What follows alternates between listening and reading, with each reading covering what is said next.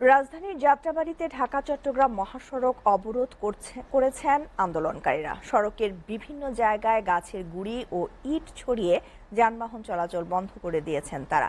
এতে শত শত গাড়ি মহাসড়কে আটকে দীর্ঘ যানজটের সৃষ্টি হয়েছে। বন্ধ হয়ে গেছে যানবাহন চলাচল। সকাল থেকেই সেখানে অবস্থান নেন আন্দোলনকারীরা।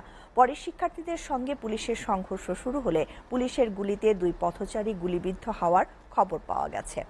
সরেজমিনে দেখা গেছে আন্দোলনকারীদের অবস্থানের কারণে কোনো যানবাহন ঢাকা থেকে বের হতে পারছে না, কোনো যানবাহন ঢুকতেও পারছে না।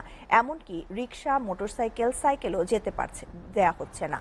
ফলে আটকা পড়েছে পণ্যবাহী গাড়ি সহ দূরপাল্লার বাস। এদিকে বুধবার সন্ধ্যায় কোটা সংস্কারের দাবিতে আন্দোলনকারীদের সঙ্গে পুলিশের দফায় দফায় সংঘর্ষের ঘটনায় কাজলা থেকে শনির আখড়া পর্যন্ত রণক্ষেত্রে পরিণত হয়।